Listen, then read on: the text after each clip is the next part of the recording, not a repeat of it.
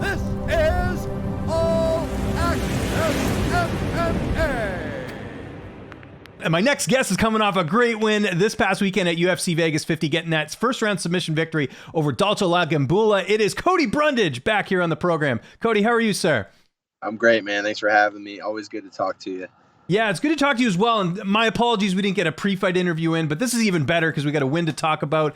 Just simple question, man. Other than a little bit of adversity in that fight, could that fight have gone any better? You don't get paid by the hour. No, yeah. I think it's almost, I won't say it's better to go through adversity. I think obviously I take a quick finish, but it's nice to prove a lot to myself. I said that a couple times, but it is nice to be like, okay, I can go into that dark place. I can pull out some resiliency if I need to, which I had to, obviously, and I can still get the finish against a good fighter. Dalcha's no joke. He fought Ankalaev, took him to the third, dropped him a couple times in that fight. So it feels good for sure. Were you expecting the fight to play out like that? Maybe not the way it did, but, getting the submission. I didn't know if I'd get a submission. I did say, in all my interviews leading up to the fight, I was like, the first 4 minutes of this fight are going to be nuts. I knew that. I knew he was going to come out super aggressive, super powerful. His biggest knock is his cardio, so he was going to need to get it done early. I thought I would be more engaged, countering instead of being so defensive. But, props to him. He buzzed me early. And then it was more like, okay, I got to survive, get my wits about me, and then recover. And then when by the time I was recovered, he was gassed. And I think that's why everyone's like, why would he shoot? Why would he shoot? I think he shot because he was just really tired and put himself in a bad position. I was able to capitalize. Was there anything at all that surprised you? Maybe that what you just said there about the cardio, was there anything in the fight that you weren't expecting? So I knew he was going to be powerful. I felt like the only shot that really rocked me bad was I was in on a single on the cage and he was on his knees and he hit an uppercut off his knees. And I've never been hit like that in general, but to generate that power off your knees, that's tough. So I think part of the reason it buzzed me so bad was I wasn't expecting something that hard from that position. So that kind of shocked me a little bit for sure. Other than that, no, not really though. I knew he was going to be strong. I knew he had good wrestling defense. I knew he was explosive and I knew he would fade. So all that kind of played like I thought it would. How did you celebrate after the fight? I mean, that's a big win. It's a finish. I'm sure you got to enjoy yourself a bit. I know you're a dad, so you can't go too crazy, but what did you get up to that night? Well, we all went and had dinner together. I actually put my phone away. My wife likes me to put my phone away, which I think is smart, just enjoy the night.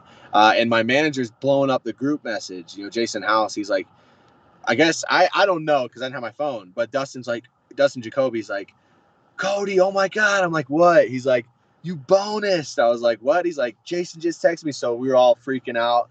Jason came, met us out. Jacob Parga, another one of my managers, came out, met us out. We had dinner. And then my sister-in-law was actually in town. She took Kingsley for the night and we went, I think it's called On the Record. We just went there and me, Dustin, Colin, his wife. It was a good time. Yeah, for sure. We definitely enjoyed the night. It was a good time. Yeah. So I was going to ask you about that. The bonus money. I know it's fresh. You just got it. Any plans for it and anything you're looking to spend it on? Me and my wife are actually trying to buy a house. So a little bit of that will go to the down payment for sure. And then I'm starting a trust for my daughter. Awesome. Put something there and then hopefully just save the rest. I don't want to go too crazy. Maybe I think coach is always like, you got to buy a gift for yourself. You do something like that. So maybe I'll get a new console or something I've had my eye on for a while. But yeah, I want to save most of it. Fighting's, like I said, not a super long career. So I want to get as much money as I can and put it away. Speaking of money, did you have a lot of fans message you that they won money on the fight? Because I think the odds were pretty even going into it. Yeah, I had a lot of people message me. It's funny, MMA fans are nuts sometimes because I had one fan message me. He's like, thanks, bro, cashed in big. And I just scrolled up to look at our previous messages and it's from my last fight. He's like, thanks a lot. You suck. You lost me $50. I was like, oh, cool. Glad I could be better this time, I guess. But it's interesting. That's an MMA fan sometimes. That's just how it is, hot or cold. Yeah, no, it sort of goes both ways. Any of your friends win any big money on the fight? I always tell my friends not to bet on me. I feel like it's bad luck. So if they did, they wouldn't tell me, which is funny because Dustin Jacoby, one of my really good friends, he loves it when people bet on him. He's like, bet the house on me. Bet me. I'm like, okay, whatever. But I don't like it. I think it's bad luck. Before we hopped on here, I saw you got to do an interview with Barstool. How cool was that? Because they're a pretty big outlet and, a bit mainstream. It was super cool. Dustin actually did an interview with him the week before after his win. And he was like, yeah, man, I'm going on with Robbie Fox and those guys. I was like, wow, bro, that's a huge outlet. That's awesome. He's like, yeah. And then now I'm like, you're not so special, bro. I got in there too. There you go. No, that's awesome. I was pumped they reached out for sure. It was cool to chat it up with those guys. Well, and that's good too, because I know Dustin is golfing in their tournament coming up next month. So, he's got the hookup, I'm assuming, because they probably want to have him on as well, because he's like just a UFC fighter playing in this tournament, which I think is really cool. It is really cool. And Dustin's no joke on the golf course. Everyone's told me that. I've asked so many of your teammates, man. It's apparently it's like, like a wives' tale. Like this guy is like an enigma out there on the course and everything. Do you golf at all by chance? I golf a little bit. I'm nowhere near as good as those guys. I go with Colin quite a bit, but I'm not anywhere close to the level they are. I'm not out there every week. Dustin's playing every week. But Dustin Jacoby, I just want to say, the kid's literally good at every single thing he does. I've never seen him try to do anything and not be good at it. Yeah. Yeah. No, I know. Except for hula hooping, I'll tell you that, because when he started trying to hula hoop, I said, good, man, we're going to have to do this more so I can build my confidence, because you're terrible at this. Okay. Yeah, no, fair enough. I know, obviously, fresh win. When are you looking to get back in there? Do you have like an ideal timeline of when you want to get that next fight? Yeah, hopefully around June or July. I'm going to get back to camp or get back in the gym Monday. We don't really do camps, but I'll be back in the gym Monday. Like I said, I'm not beat up, so hopefully June or July. I don't want another 6-month layoff, but it'd be good to get 3 or 4 more months, keep working on things, getting better. Any opponents in mind, or you leave that up to Coach Mark and your management? I sent him a few names. I think like Jacob Malkoon, I think it's a good fight. I think we have a similar style. He's 6-1, I believe. I'm 7-2. So pretty similar point in our career. But there's a ton of options now. Once you get back on the right side of winning, I think it's a lot easier to get matched. Something that's kind of unique that you and I share, we both own a Grizzlies jersey, and I know I commented, I think, on your photo of it wearing it, and then you saw mine. I was wearing it when I was on vacation. I think I asked you there, but I want to ask you here in this interview, what's the significance of the Grizzlies jersey? What made you want to buy that jersey? Because I'm from Vancouver, so that makes sense, but I was curious to hear your reasoning. I feel like they got the Vancouver Grizzlies got the best merch of all time of any pro sports team. Mm-hmm. So I just love their merch. And I mean, I like Mike Bibby too. That's my jersey. But I just think their merch is sweet. I'm not usually a big jersey guy, to be honest, but I think their stuff is awesome.